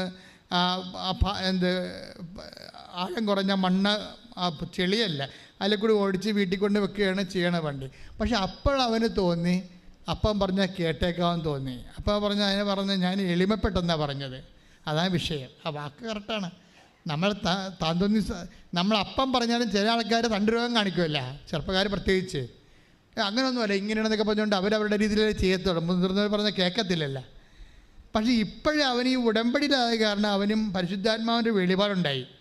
അപ്പം പറഞ്ഞ ദൈവം പറഞ്ഞതാണ് കേട്ടോ എന്നുള്ള ഒരു ബോധം ഉണ്ടായപ്പോൾ അവൻ വണ്ടി അവിടെ ഇട്ടിട്ടാണ് ഇങ്ങോട്ട് വന്നത്. 400 മീറ്റർ നടന്ന് വീട്ടിലോട്ട് വരുമ്പോൾ ഉണ്ട് പണിയാനിവിടെ. എന്താ സംഭവിച്ചു കഴിഞ്ഞാൽ വീട്ടിൽ കയറിയപ്പോൾ തോട് നീന്തി കയറി വീട്ടിലോട്ട് കയറിയപ്പോൾ നിന്ന് പെയ്യാണ്, ഇരുണ്ട് കുത്തി പെയ്യാണ്, കറണ്ടുമില്ല, മൊബൈലിൽ ലൈനുമില്ല, ഇരുട്ട് മാത്രം, എന്തിനെന്നറിയാൻ പാടില്ല. അവൻ നോക്കിയപ്പോൾ പുറത്തൊക്കെ വെള്ളത്തിൻ്റെ സ്വരം കേൾക്കുന്നുണ്ട്. വീടിൻ്റെ പുറകിൽ വെള്ളത്തിൻ്റെ സ്വരം കേൾക്കുന്നുണ്ട്. അപ്പോൾ ഇവന് ടോർച്ചടിച്ചിട്ട് വേണച്ച് വരുമ്പോൾ വെള്ളം കുത്തി മോളി മലയെന്ന് പുറകിൽ നിന്ന് വെള്ളം കുത്തി ചെളിയുമായിട്ട് ഇറങ്ങി വന്നുകൊണ്ടിരിക്കുക. അപ്പോൾ ഉടനെ തൻ്റെ കുറേ പുസ്തകങ്ങൾ ചാർത്തിലുണ്ടായിരുന്നു. വീടിൻ്റെ പുറകിൽ ചാർത്തിൽ കുറേ പുസ്തകങ്ങളുണ്ടായിരുന്നു, പ്രധാനപ്പെട്ട പുസ്തകങ്ങൾ. അത് എടുത്ത് കോരി പിടിച്ച് അകത്തോട്ട് കയറുന്ന സമയത്ത് ഗ്യാസിൻ്റെ സിലിണ്ടർ ഒഴുക്കിക്കൊണ്ടുപോയി. അപ്പോൾ ഒഴുക്ക് മനസ്സിലായില്ലേ? ഇപ്പം വീടിൻ്റെ 2 വശത്തും കൂടി ഒഴുക്ക്, ഗംഭീര ഒഴുക്ക്. അപ്പോൾ ആ വീട്ടിൽ കയറി നിൽക്കും. വീട്ടിൽ കയറി നിൽക്കുമ്പോൾ ഇടിയും മഴയും നടക്കുന്നുണ്ട്. അതേസമയം തന്നെ മുകളിൽ നിന്ന് ചേര കുത്തി വീടിൻ്റെ പുറകെ വന്ന് തള്ളി നിൽക്കുകയാണ്. ഇനി വീടും കൊണ്ട് പോകും, എന്ത് ചെയ്യണമെന്നൊരു പിടിയുമില്ല. ഇനി ഇവിടെ നിന്ന് അപകടമാണ് മനസ്സിലായ. അപ്പം തന്നെ ഉരുള് മോളിൽ പൊട്ടിയിരിക്കുകയാണ്. നിങ്ങൾക്ക് ഉരുളിക്ക് പൊട്ടാൻ നിങ്ങൾക്ക് അറിയാമില്ല. ഏറ്റവും വലിയ സങ്കടകരമായ ഒരു യാഥാർത്ഥ്യമാണത്. പണ്ട് ഒരു രാമചന്ദ്രൻ ഇവിടെ വന്നിട്ടുണ്ടായിരുന്നു എരുമേലിയിൽ നിന്ന്. എന്നെ ഉടമ്പടി പേപ്പർ കാണിച്ചു. അയാൾ പറഞ്ഞത് ഉരുളി പൊട്ടിയപ്പോൾ ഒഴുകിപ്പോയി, എല്ലാം പോയിച്ച ഉടമ്പടി പേപ്പർ ഞാൻ വെള്ളത്തിൽ നിന്ന് പിടിച്ചെടുത്തതാണ്. രാമചന്ദ്രൻ എരുമേലിൽ നിന്ന്. ഞാൻ പറഞ്ഞു, മകനിവിടെ മുട്ടനിക്കാൻ പറഞ്ഞു, നിനക്കെന്തെല്ലാം നഷ്ടപ്പെട്ടിട്ടുണ്ട് അതിൻ്റെ ഇരട്ടി അമ്മ തരാൻ ഉദ്ദേശിച്ചു. ഒരു സാധനം നമ്മൾ ഉടമ്പടി എടുത്തിട്ട് നശിച്ചു പോയെന്ന് കണ്ടാൽ അതിനർത്ഥം ദൈവം അത് നശിപ്പിക്കുന്നു, നിന്നെ പൂർണ്ണമായിട്ട് പുനരുദ്ധരിക്കാൻ ആഗ്രഹിക്കുന്നു എന്നാണ്. ശ്രദ്ധിക്കട്ടെ. ഹല്ലേലൂയ, ഹല്ലേലൂയ, ഹല്ലേലൂയ, യേശുവേ നന്ദി, ഹല്ലേലൂയ, ഹല്ലേലൂയ. തകർച്ചകളുണ്ടാകുമ്പോൾ വിശ്വാസം പ്രശ്നേച്ചുകൊണ്ട് ആരാധനയിലൂടെ ഞങ്ങൾ അഭിഷേകം ചെയ്യണം. വാഗ്ദാനം പേടകമേ, സ്വർഗീയ തുമ്പമേ, കൃപാസനത്തിൻ്റെ അമ്മേ, പ്രസാദവരമാതാവേ, പരിശുദ്ധ പരമദിവ്യകാരുണ്യത്തിന് ആരാധനയും സ്തുതിയും പുകഴ്ചയും ഉണ്ടായിരിക്കട്ടെ. അപ്പോൾ വൈഫ് അന്ന് വീട്ടിലില്ല, അവർ നേഴ്സാണ്, അടുത്തുള്ളൊരു ഹോസ്പിറ്റലിലാണ് അവർ. അപ്പോൾ പ്രായമായ അപ്പനുണ്ട്, അപ്പന് സ്റ്റെൻഡ് ഇട്ടിരിക്കുകയാണ്, ഹാർട്ട് പേഷ്യൻ്റാണ്. അപ്പോൾ പ്രിൻസിന് മനസ്സിലായി എല്ലാം ഒഴുകിപ്പോയിക്കൊണ്ടിരിക്കുകയാണ്, ഇനി ഏത് സമയത്തും വീടും പോകും. ആ വീട് പോണതിന് മുമ്പ് തന്നെ, പോകാൻ സാധ്യതയുള്ള സമയത്ത് തന്നെ ഇവൻ അപ്പനോട് പറഞ്ഞു, അപ്പ നമുക്ക് പോകാമെന്ന് പറഞ്ഞു. പക്ഷേ എങ്ങനെ പോകും? റോഡ് ഈ വെള്ളമെല്ലാം കൊത്തിയിട്ട് റോഡ് പൊങ്ങി, തോട് മുങ്ങിപ്പോയിരിക്കുക. അപ്പോൾ എനിക്ക് അടുത്തപ്പം വെച്ച് നീന്തേണ്ടി വരും. അപ്പനെയും കൊണ്ട് എങ്ങനെ നീന്തും? പ്രായമായ അമ്മയും കൊണ്ട് എങ്ങനെ നീന്തും?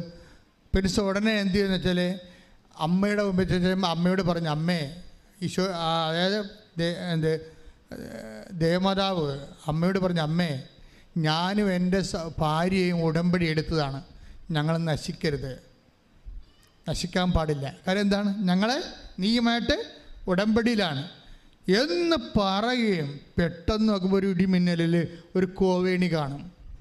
അവിടെ ഉണ്ടായിരുന്ന കോവേണിയാണ്. അമ്മ കോവേണി കാണിച്ചു കൊടുക്കും. ഉടനെ കോവേണി എടുത്ത് ഇവൻ തോടിൻ്റെ മുകളിലിടും.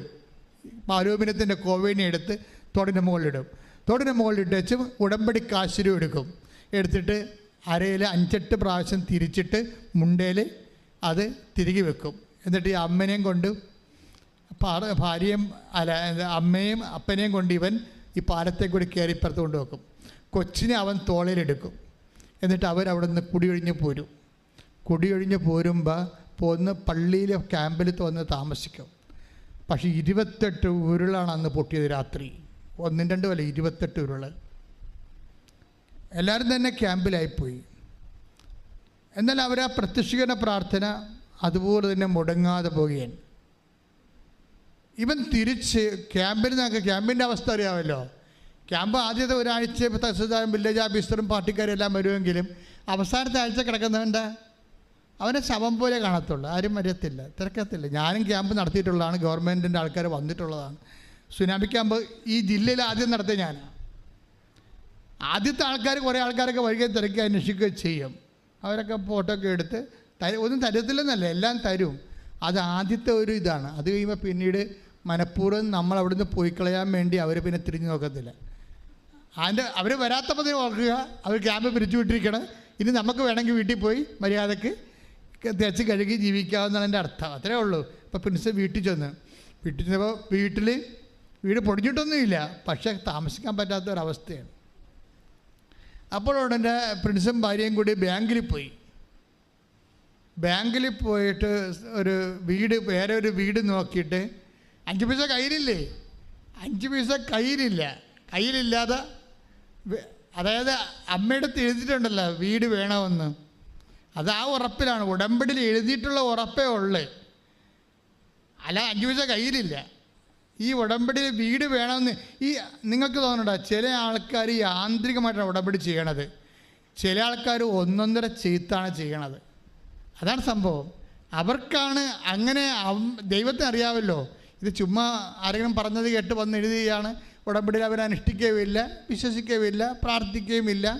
ഇപ്പം ഇന്നലെ ഒരു ചങ്ങനാശ്ശേരിക്കാരൻ സാക്ഷ്യം പറഞ്ഞ് കേട്ടില്ലേ, ഞാൻ ഉടമ്പടി എടുത്തപ്പോൾ ഇതിൽ വിശ്വസിച്ചില്ല, ഉടമ്പടി കൊണ്ട് നടക്കുമ്പോഴും ഞാൻ വിശ്വസിച്ചില്ല, പക്ഷെ ഞാനിതൊക്കെ ചെയ്ത് കൂട്ടുന്നുണ്ട് വിശ്വാസമില്ലാതെ. അങ്ങനെ അതൊക്കെ സാക്ഷ്യം പറഞ്ഞിരിക്കണം, വിശ്വാസമില്ലാതെ ഇതൊക്കെ ചെയ്ത് കൂട്ടുന്നുണ്ടെന്ന്. പക്ഷെ ഞാൻ വിചാരിച്ചത് ഈ കൃപാസനം പത്രത്തെക്കുറിച്ചൊക്കെ ഭയങ്കര ട്രോളല്ലേ, അത് കാരണം ഈ പത്രം പുറത്തെടുക്കാൻ പോലും എനിക്ക് ഭയങ്കര ആക്ഷേപമായിരുന്നു. പക്ഷെ ഞാൻ എടുത്ത് കൊടുക്കുമ്പോൾ ആൾക്കാർ വന്ന് ആർത്തിയോടെ മേടിക്കുന്നുണ്ട്. അത് ഞാൻ ഉദ്ദേശിച്ചില്ലെന്നാണ് പറയണത് തക്കാളശ്ശേരി ഈ ചങ്ങനാശ്ശേരിക്കാരൻ. ഞാനത് ഉദ്ദേശിച്ചില്ല. ഞാൻ ഓർത്തത് ആൾക്കാർക്ക് ഇതിനോട് പുച്ഛമായിരിക്കുമെന്നാണ്. ഞാൻ എടുത്തു കൊടുക്കുമ്പോൾ എനിക്ക് തികയാതെ വന്നെന്നാണ് പറയണത് പത്രം. കാരണം ജനങ്ങൾക്ക് ഇന്ന് അറിയാവുന്നതിന് ശരിക്കറിയാം കൃപാസന പത്രം എന്താണെന്നും അവിടെ ദൈവം പ്രവർത്തിക്കുന്ന രീതിയാണെന്നും. കഴിഞ്ഞ ദിവസങ്ങളിലൊരു സാക്ഷ്യം ഉണ്ടായിരുന്നു. കൃപാസന പത്രം വായിച്ചുകൊണ്ടിരിക്കുന്ന സമയത്ത് ഞാനത് സാക്ഷ്യത ഇട്ടിട്ടുണ്ട്. നിങ്ങളതിൻ്റെ ഇനി ട്രോളർമാരത് കേട്ടാൽ പിന്നെ അവർ അത് വെച്ച് ട്രോളിക്കൊണ്ടിരിക്കും. ട്രോളറിനോട് ട്രോളട്ട ദൈവികമായ പദ്ധതിയുടെ മുന ഒടിക്കാൻ ഒന്നിനും പറ്റത്തില്ല. കാര്യം നമ്മളിങ്ങനെ കുറേ പലതരത്തിലുള്ള ആക്ഷേപങ്ങളിലൂടെ കടന്നു വന്നിട്ടുള്ളതാണ്, നിങ്ങൾക്കറിയാമല്ലോ. അപ്പം അങ്ങനെ വന്നിട്ട് ഇങ്ങനെ വരണ സമയത്തും ദൈവത്തിൻ്റെ പ്രവൃത്തികൾ വിശ്വസിക്കുന്നവർക്ക് അടയാളമായിട്ട് നടത്തിക്കൊണ്ടിരിക്കും. അതിലിതെല്ലാം വിശ്വസിക്കാത്തവർക്ക് ഞാൻ പറഞ്ഞ അത് നിങ്ങൾ ഉടമ്പടി ചെയ്യുന്നവരെ ഒരു ഒക്കട്ടെ എന്ന് വിചാരിച്ചുകൊണ്ട് ഒരു സാമട്ടിൽ ചെയ്യുന്നതാണ് നിങ്ങൾക്കിത് ആപത്തായിട്ട് മാറണത്. ഇപ്പം ഇത് പ്രിൻസ് അപ്പനെയും അമ്മനെയും കടത്താൻ വേണ്ടി ഏണി തോടിന് വട്ടം വിട്ടിട്ട് ഈ മഴയത്ത് ഇറങ്ങി വരുമ്പോൾ അവനെന്താ ചെയ്യണത്? ഉടമ്പടി കാശുരം എടുത്തിട്ട് തുണിത്തെറുപ്പിൽ തെറുത്ത് വെച്ചിട്ടാണ് ഇറങ്ങണത്. എന്നിട്ട് അവൻ അമ്മയും കൊണ്ട് ഇറങ്ങണ ദൈവസാന്നിധ്യം അതൊക്കെ ഒരു വിശ്വാസ പ്രഖ്യാപനമാണ്. ഇങ്ങനെ വിശ്വാസം പ്രഖ്യാപിച്ചു കഴിഞ്ഞാൽ പിന്നെ ദൈവത്തിൻ്റെ ബാധ്യതയാവും ഇത് നിറവേറ്റി. നമ്മൾ വിശ്വാസം പ്രഖ്യാപിക്കുന്നില്ല, ദൈവത്തിൻ്റെ പ്രശ്നങ്ങളൊന്നുമില്ലേ? നിങ്ങൾ പ്രഖ്യാപിച്ചില്ല, അത്രേ ഉള്ളൂ.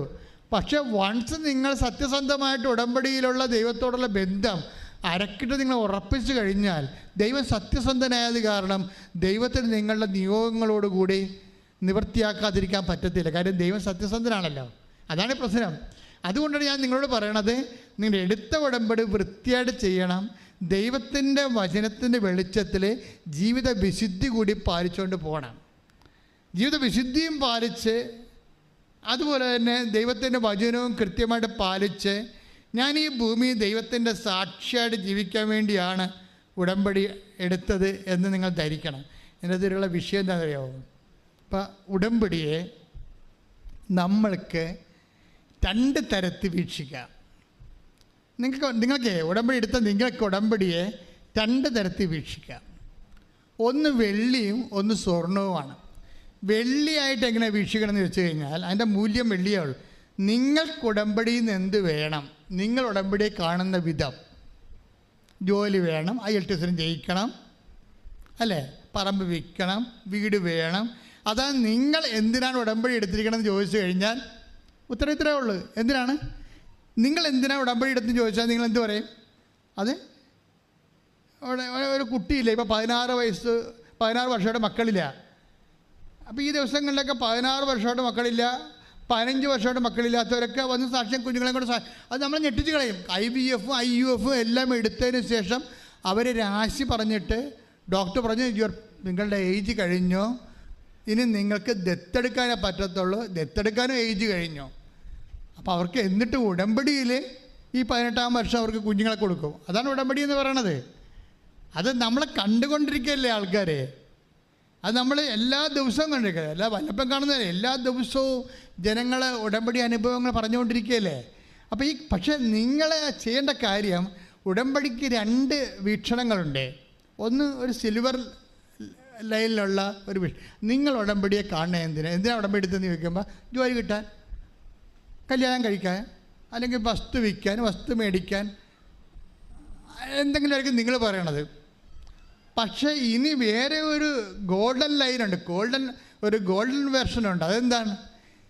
ഈ ഉടമ്പടി കൊണ്ട് ദൈവം എന്ത് ഉദ്ദേശിക്കുന്നു, മനസ്സിലായില്ലേ? അവിടെയാണ് പിടുത്തയിരിക്കണത്. ഈ ഉടമ്പടി കൊണ്ട് നിങ്ങളെന്ത് ഉദ്ദേശിക്കുന്നു എന്നുള്ളത് സിൽവറാണ്. പക്ഷെ അതേസമയത്ത് നമ്മൾ ചിന്തിക്കേണ്ടത്, ധ്യാനിക്കേണ്ടത് ഈ ഉടമ്പടി കൊണ്ട് ദൈവം എന്ത് ഉദ്ദേശിക്കുന്നു. ദൈവം എന്താണ് ഉദ്ദേശിക്കുന്നത് നമ്മൾ നേരത്തെ കണ്ടു. എന്താ ഉദ്ദേശിക്കണത്? ദൈവസ്നേഹം നിങ്ങളിൽ പൂർണ്ണമാകണം, അതാണ് ഉദ്ദേശിക്കണത്. വായിച്ചില്ലേ നമ്മൾ? ഇപ്പോൾ 1 യോഹന്നാൻ 2:5 1 വായിച്ചേ. എന്നാൽ അവന്റെ വചനം പാലിക്കുന്നവനിൽ, അവന്റെ വചനം പാലിക്കുന്നവനിൽ സത്യമായും ദൈവസ്നേഹം പൂർണ്ണത പ്രാപിച്ചിരിക്കുന്നു. അപ്പൊ ദൈവം ഈ ഗോൾഡൻ ലൈൻ എന്ന് പറഞ്ഞ ഇതാണ്. എന്താണ്? ഒരു ഉടമ്പടി എടുക്കുമ്പോൾ ആ ഉടമ്പടി കൊണ്ട് ദൈവം ഉദ്ദേശിക്കുന്നത് എന്താണ്? നിങ്ങളിൽ പറഞ്ഞ് എന്നിൽ ദൈവസ്നേഹം പൂർണ്ണത പ്രാപിക്കണം. ഇതാണ് കവനന്റിന്റെ ഗോൾഡൻ ലൈൻ എന്ന് പറയണത്. എന്താണ്? ഈ ഉടമ്പടി എടുക്കുന്ന വ്യക്തി എന്ത് ചെയ്യണം എന്നാ പറയണത്? ദൈവസ്നേഹം പറഞ്ഞ ദൈവസ്നേഹം പൂർണ്ണത പ്രാപിക്കണം. അപ്പോഴേ എല്ലാവർക്കും ദൈവസ്നേഹം ഉണ്ട്. പക്ഷെ ഉടമ്പടിക്കാരിൽ നിന്ന് സാധാ ആയിട്ടുള്ള ദൈവസ്നേഹമല്ല ഉദ്ദേശിക്കണത്. എന്താ? മേത്തരം ദൈവസ്നേഹമാണ് ഉദ്ദേശിക്കുന്നത്. എന്താണ്? പൂർണ്ണത പ്രാപിച്ച ദൈവസ്നേഹമാണ്. ഉടമ്പടി ഒരു ജീവിത രീതിയാണെന്ന് പറയുന്നത് അവിടെയാണ്. ഇങ്ങനെയാണെങ്കിൽ എന്ത് ചെയ്യണം? ഇപ്പം ദൈവസ്നേഹം പൂർണ്ണത പ്രാപിക്കുന്നതാണ് ദൈവത്തിൻ്റെ ഉദ്ദേശമെങ്കിൽ ഒന്ന് പറഞ്ഞേ. ദൈവസ്നേഹം ഞങ്ങളിൽ പൂർണ്ണത പ്രാപിക്കുന്നതാണ് ദൈവത്തിന്റെ ഉദ്ദേശമെങ്കിൽ ആ ദൈവസ്നേഹം ഞങ്ങളിൽ പൂർണ്ണത പ്രാപിക്കാൻ ഞങ്ങൾ എന്ത് ചെയ്യണം? അതിന് ചോദ്യമാണത്. അപ്പം നിങ്ങൾ എന്താ ചെയ്യേണ്ടത്? അതിന് കർത്താവ് പറയും അവൻ്റെ വഴി കൂടി നടക്കണമെന്ന് പറയും. നിങ്ങളുടെ വഴി കൂടി നടന്നാൽ പറ്റത്തില്ല. എല്ലാവരും അവരവരുടെ വഴി കൂടിയല്ലേ നടക്കണത്. അവൻ്റെ വഴി കൂടി നടക്കാം. അതിന് താഴത്ത് വായിച്ചേ 1 യോഹന്നാൻ 2:6 വായിച്ചേ. അവനിൽ വസിക്കുന്നെന്ന് പറയുന്നവൻ പറഞ്ഞ് അവനിൽ വസിക്കുന്നുവെന്ന് പറയുന്നവൻ അവൻ നടന്ന അതേ വഴിയിലൂടെ നടക്കേണ്ടിയിരിക്കുന്നു. ഉടമ്പടി എന്ന് പറയുന്നത് എന്താണ്? ദൈവസ്നേഹം പൂർണ്ണമാക്കാൻ വേണ്ടിയുള്ള ദൈവിക പദ്ധതിയാണ്. ദൈവസ്നേഹം എങ്ങനെ പൂർണ്ണമാകും? അത് അവൻ നടന്ന അതേ വഴിയിലൂടെ നടക്കണം. അവൻ നടന്ന വഴിയിലൂടെയാണ് പ്രിൻസ് നടക്കണം. ഇപ്പം ഉള്ള വീടും പോയില്ലേ, വഴിയാധാരമായില്ലേ? അവൻ നടന്ന വഴി അവന് വീടില്ലല്ല കിടക്കണം കണ്ടില്ലേ? അവൻ നടന്ന വഴിയിലൂടെ ഉടമ്പടിക്കാരൻ നടക്കണം കണ്ടില്ലേ? അവൻ നടന്ന അതേ വഴി. നിങ്ങൾ ഓർക്കണം, ഉടമ്പടി എടുക്കുമ്പോൾ ചിലർക്ക് അവൻ നടന്ന അതേ വഴിയിലൂടെ അവനെ പെട്ടെന്ന് നടത്തും നിങ്ങളെ. ഇതുകൊണ്ട് തീർന്നില്ല. പെൻസും ഭാര്യയും കൂടി ബാങ്കിൽ ചെല്ലുമ്പോൾ പറയും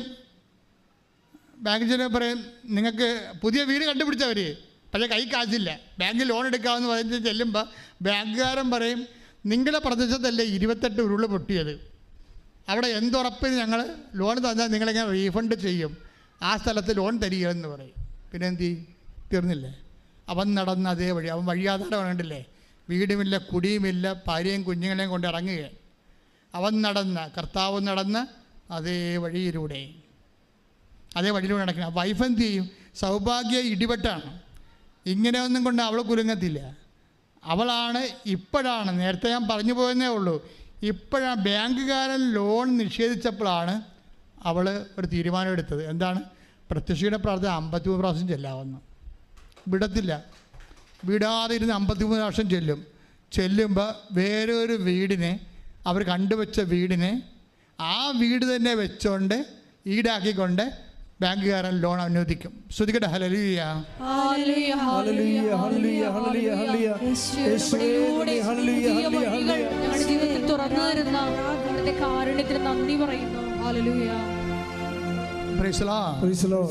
അവൻ നടന്ന അതേ വഴി ഇടയ്ക്ക് നമ്മൾ നടക്കുമ്പോൾ നിങ്ങൾ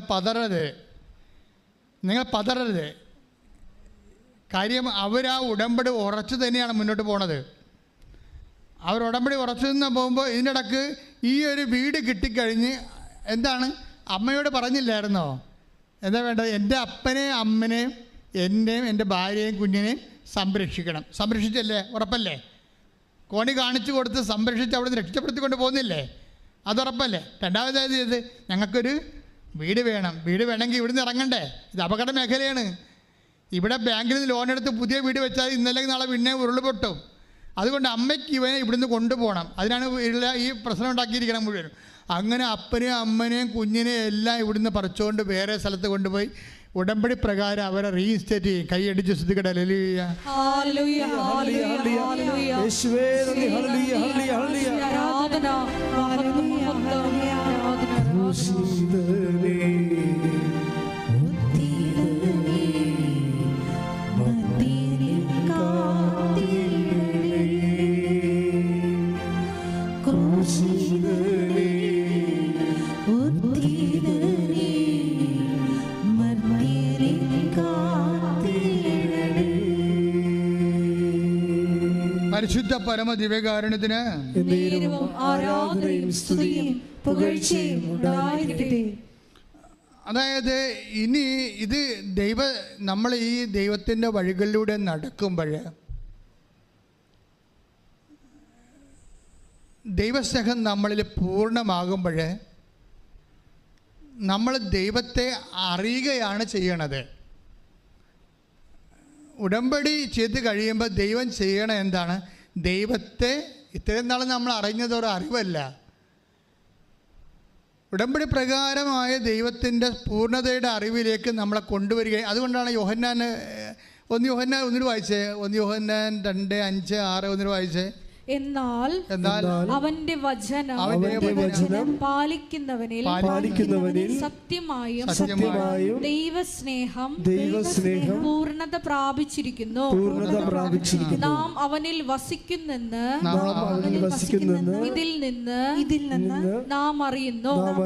ഇതിനകത്ത് വരുന്നൊരു വിഷയം കണ്ടില്ലേ? നമ്മളെപ്പോഴും പറഞ്ഞുകൊണ്ടിരുന്നത് മുഴുവനും, ഞാനെപ്പോഴും പറയും ഇത് ബൈലാറ്ററലാണ്, ഉഭയകക്ഷിയാണെന്ന് വെച്ച് കഴിഞ്ഞാൽ ദൈവം ഇതിൻ്റെ 2 സംഭവമാണ്. ഇപ്പം നമ്മൾ ദൈവസ്നേഹം നമ്മളിൽ നമ്മുടെ സങ്കടങ്ങളിലും ക്ലേശങ്ങളിലും വിശ്വാസം കളയാതെ നമ്മൾ വിശ്വാസം വർദ്ധിപ്പിച്ചുകൊണ്ട് നമ്മൾ മുന്നോട്ട് പോകുമ്പോൾ എന്താ സംഭവിക്കണത്? നമ്മൾ അവനെ അറിയുന്നു. പിന്നെ എന്താണ്? നമ്മൾ അവനിൽ വസിക്കുന്നു. മനസ്സിലായില്ലേ? അതായത് നമ്മളെപ്പോഴും പ്രാർത്ഥിച്ചുകൊണ്ടിരിക്കണം. ഇപ്പോൾ വായിക്കുമ്പോൾ എന്താ സംഭവിക്കണമെന്ന് വെച്ച് കഴിഞ്ഞാൽ ഇപ്പം 15:4 യോഹന്നാൻ 15:4 നിങ്ങൾ എന്നിൽ വസിക്കുവിൻ. പിന്നെ പ്രാർത്ഥിച്ചേ യോഹന്നാൻ 15:4 നിങ്ങൾ എന്നിൽ വസിക്കുവിൻ. നിങ്ങൾ എന്നിൽ വസിക്കുവിൻ, ഞാൻ നിങ്ങളിലും വസിക്കും.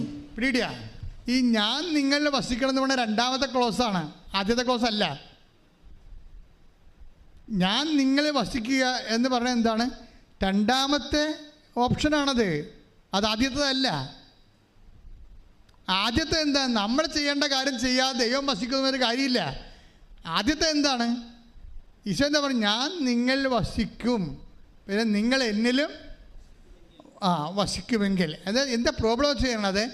ആദ്യം ചെയ്യേണ്ടത് ദൈവം നമ്മളിൽ വസിക്കണമെങ്കിൽ ആദ്യം ചെയ്യേണ്ടത് എന്താണ്? നമ്മൾ ദൈവത്തിൽ വസിക്കണം. ഇവിടെയാണ് വിഷയം വന്നത്. ഉടമ്പടി അഡ്രസ്സ് ചെയ്യണത് ഈ വിഷയമാണ്. Why we should take covenant. അതെന്താ കാര്യം? എന്തിനാണ് നിങ്ങൾ കവനന്റ് ഉടമ്പടി എടുക്കുന്നത്? ആ 8 ദിവസം പശ്ചാത്തലം അതുപോലെ തന്നെ കല്യാണം കഴിക്കാനോ പീഡിപ്പിക്കാനോ ഒന്നുമല്ല. അത് നമ്മുടെ ഒരു ദൈവം അങ്ങനെയല്ല കാണുന്നത്. അതിനെ എന്തിനാണ് നമ്മൾ കവനന്റ് എടുക്കുന്നത്? ദൈവം നമ്മളിൽ വസിക്കാൻ. ദൈവം നമ്മളിൽ എങ്ങനെ വസിക്കും? ദൈവസ്നേഹം നമ്മളിൽ പൂർണ്ണമാകുമ്പോൾ. ദൈവസ്നേഹം നമ്മൾ എങ്ങനെ പൂർണ്ണമാകും? ദൈവത്തിൻ്റെ വചനം നമ്മൾ പാലിക്കുമ്പോൾ. You got the point? Clear അല്ലേ? അതാണത് വായിക്കേണ്ടത്. അതായത് നമ്മൾ ഉടമ്പടി എടുക്കണം എന്തിനാണ്? ദൈവത്തിൻ്റെ വചനങ്ങൾ നമ്മൾ പാലിക്കാൻ. എന്തിനാണ് നമ്മൾ ദൈവത്തിൻ്റെ വചനങ്ങൾ പാലിച്ച് ജീവിക്കണത്? ദൈവസ്നേഹം നമ്മളിൽ പൂർണ്ണമാകാൻ. ദൈവസ്നേഹം നമ്മൾ എന്തിനാണ് പൂർണ്ണമാകണത്? ദൈവത്തിന് നമ്മളിൽ വസിക്കാൻ. എന്തിനാണ് ദൈവത്തിൽ നമ്മൾ വസിക്കണത്? നമ്മളിൽ ദൈവം വസിക്കാൻ. Price the Lord. ഹല്ലേലൂയ. ഇതാണ് ഇതിൻ്റെ ഒരു സ്റ്റെപ്സ് എന്ന് പറഞ്ഞാൽ മെഡിക്കൽ സയൻസ് ഒന്നും വർക്കൗട്ട് ചെയ്യത്തില്ല ചില സമയത്ത്. എന്താ കാര്യം? നമുക്ക് അറിയാവുന്നേ ഉള്ളൂ. അറിയണേ എന്താണ്? കൊച്ചു മരിക്കും, അതേ അറിയാൻ പറ്റത്തുള്ളൂ. എത്ര നിങ്ങൾ പഠിച്ചാലും മാക്സിമം അറിയാൻ പറഞ്ഞത് എന്താണ്? ഈ മരുന്ന് പിടിച്ചില്ലെങ്കിൽ കൊച്ചു മരിക്കും. അതാണ് മാക്സിമം അറിയാവുന്നത്.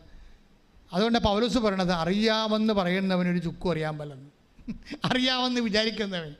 വല്ലാണ്ട് അഹങ്കാരം പറയണത് അറിവാണല്ല. അറിവ് അഹങ്കാരം ജനിപ്പിക്കുമെന്ന് പൗലോസ് പറഞ്ഞിട്ടുണ്ട്. പിന്നെ അറിയുള്ളവന് അറിയേണ്ടത് അറിയണില്ലെന്നും പൗലോസ് പറഞ്ഞു. പൗലോസാണ് ഇതെല്ലാം എല്ലാത്തിനും ജാക്കി വെച്ചിരിക്കണ പൗലോസാണ്. എന്ന് വെച്ച് കഴിഞ്ഞാൽ എല്ലാ അഹങ്കാരങ്ങളുടെ എല്ലാ തലക്കൊയ്മയ്ക്കും പാടാണ്. അത് ചെയ്താൽ ബാക്കിയെല്ലാം ചെയ്യാൻ പറ്റും. അതാണ് ഇതിൻ്റെ ഒരു ക്യൂൻ ഓഫ് മിഷൻ എന്ന് പറഞ്ഞത്. അതാണ് അത് ചെയ്ത പത്രത്തിൻ്റെ പക്ഷേ പ്രവർത്തനത്തിലൂടെയാണല്ലോ വിശ്വാസ കൈമാറ്റം കർത്താവിനെ പരിചയപ്പെടുത്തി കൊടുക്കണത്. അതല്ല ഏറ്റവും വലിയ മിഷൻ. ആരെ ജ്ഞാനസ്നാനപ്പെടുത്താനോ മതപരിവർത്തനം ചെയ്യാനല്ല. ദൈവം ലോകം അറിയേണ്ട ഒരാളാണ് ക്രിസ്തു. കാര്യം ക്രിസ്തു എല്ലാവർക്കും ആശ്വാസത്തിനും സൗഖ്യത്തിനും ആത്മരക്ഷയ്ക്കും വേണ്ടി ദൈവത്തിൻ്റെ സംവിധാനമാണ്. അത് നമ്മൾ മനസ്സിലാക്കാനും ആശ്വാസം പ്രാപിക്കാനും എല്ലാവർക്കും അവകാശമുണ്ട്. ആ എല്ലാവരുടെയും അവകാശങ്ങളെ മാനിച്ചുകൊണ്ടാണ് ക്രിസ്തു കൈമാറ്റം നടക്കുന്നത്. ശ്രുതികട ഹല്ലേലൂയ.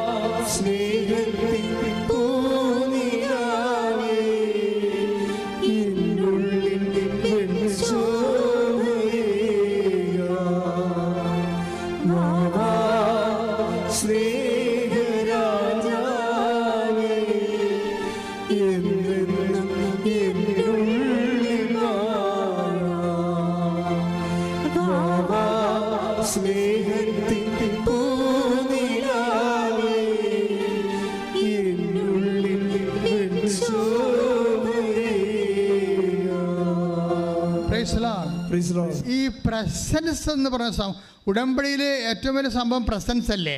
അപ്പം ആ കുഞ്ഞിൻ്റെ തന്നെ വയറ്റിൽ ദൈവത്തിൻ്റെ കരങ്ങൾ വന്ന് തടവി എന്നേക്കും വേണ്ട തലവേദന വയറുവേദന മാറ്റുന്നത് പ്രസൻസാണ്. പ്രസീന എന്ന് പറഞ്ഞൊരു മോള് സാക്ഷ്യം പറഞ്ഞ്, പ്രസീന, അത് ഇന്നലെ മറ്റേ പറഞ്ഞു സാക്ഷ്യം. ഞാൻ ഇവിടെ ഇപ്പോൾ ഉണ്ടായിരുന്നു. പ്രസീനയുടെ സാക്ഷ്യം സങ്കടകരമായ സാക്ഷ്യം. പ്രസീന കൊല്ലംകോട്. അപ്പോൾ പ്രസീനയുടെ വിഷയം, പ്രസീനയുടെ അപ്പൻ മരിച്ചുപോയി. അപ്പോൾ അതുകൊണ്ട് തന്നെ ഒരു നല്ല അന്വേഷിച്ച് കണ്ടുപിടിച്ച് ഒരു നല്ല കല്യാണത്തിന് വേണ്ടി ഒരുക്കി കൊടുക്കാൻ ആരുമില്ല. ആ പെട്ടെന്ന് സാഹചര്യത്തിൽ സമ്മർദ്ദം കൊണ്ടൊരു കല്യാണം, പെണ്ണല്ലേ വീട്ടിൽ നിർത്തണം, ശരിയല്ലല്ലോ എന്നൊക്കെ പറഞ്ഞുകൊണ്ട് കല്യാണം നടത്തി. അത് ഭയങ്കര കുരിശായി. അതവരുടെ കുടുംബക്കാര്യമായതുകൊണ്ട് ഞാനത് വിശദീകരിക്കാൻ ഉദ്ദേശിക്കുന്നില്ല. അവസാനം എന്ത് വെച്ചാൽ അവർ തന്നെ ചെറുക്കൻ്റെ വീട്ടുകാരൻ്റെ കേസിന് പോകും. നോക്കിയേ, അപ്പനും ഇല്ല, ഭർത്താവുള്ളത്, അതും ഭയങ്കര ടോക്സിക്കായിപ്പോയി. ഒന്നുമില്ല, ഇവർക്ക് ആരുമില്ല, ഉടമ്പടി മാതാവ് മാത്രം. എല്ലാവരും പോയി. ആരും നമ്മുടെ കാര്യം അന്വേഷിക്കാനോ തിരക്കാനോ ആരും ഇല്ലെങ്കിൽ നിങ്ങൾ ആരും ഇല്ലെന്ന് പറയരുത്. നിങ്ങൾ പറയണം, അമ്മ ഞങ്ങളുടെ കൂടെ ഉണ്ടെന്ന്. ശ്രുതികട ഹല്ലേലൂയ.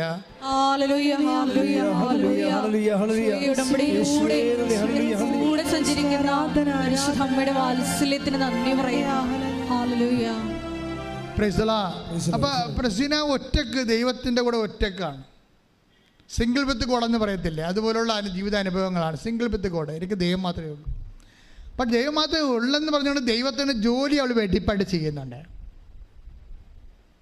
ദൈവത്തിൻ്റെ ജോലി അവൾ വെടിപ്പാട് ചെയ്യുന്നുണ്ട്. ഒരു ദിവസം ഒരു ഉടമ്പടി പുതുക്കാൻ വന്നപ്പോൾ അമ്മയോട് പറഞ്ഞു, അമ്മേ എല്ലാവരും അമ്മ കാണുന്നുണ്ടല്ലേ, എനിക്ക് ഭർത്താവും ഇല്ല അപ്പനും ഇല്ല, എന്നെ ഒന്ന് കാണാത്ത എന്താണ്?